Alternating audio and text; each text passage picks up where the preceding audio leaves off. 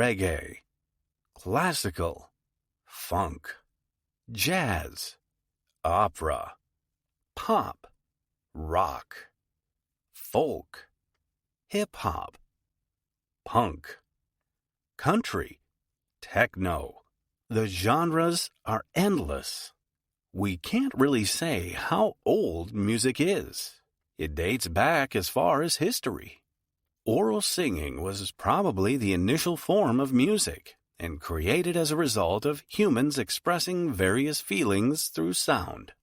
Gasps of surprise, laughs of joy, tears of sadness, gulps of excitement.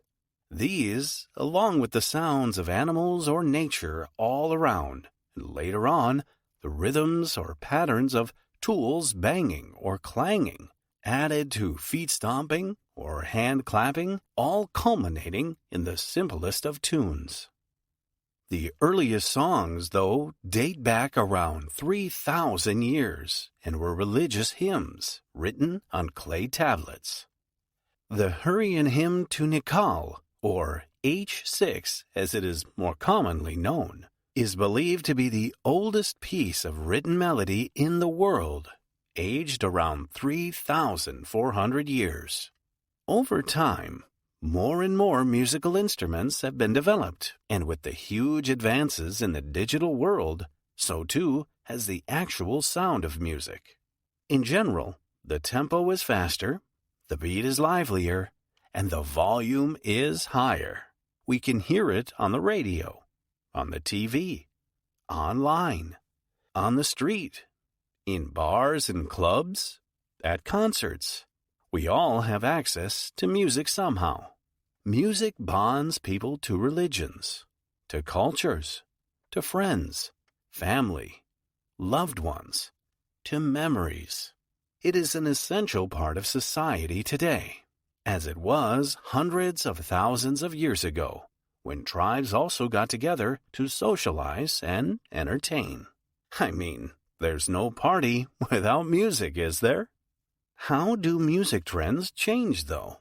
Well, they are significantly influenced by history. For example, during the war, most tunes told stories of people's struggles and hardships.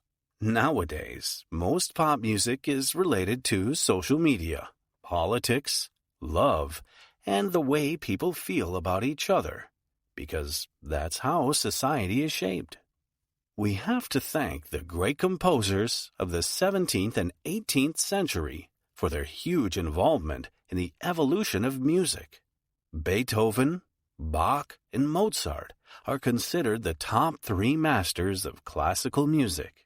Interestingly, Beethoven suffered with progressive hearing loss, but was still able to produce some of his most famous works during this time.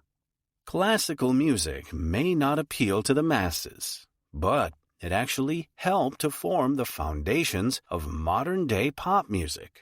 Most classical tunes are built from the 7 tones of the major and minor scale. And yes, you guessed it, so too is pop music. Who would have thought that artists like Elvis Presley, Michael Jackson, or Beyoncé would feature in the same sentence as Ludwig von Beethoven? The 1920s saw the birth of jazz, blues. The 1950s was the rise of rock and roll. The 70s and 80s were the time of disco and funk. And the 1990s introduced us to grunge, hip-hop, and pop as we know it today.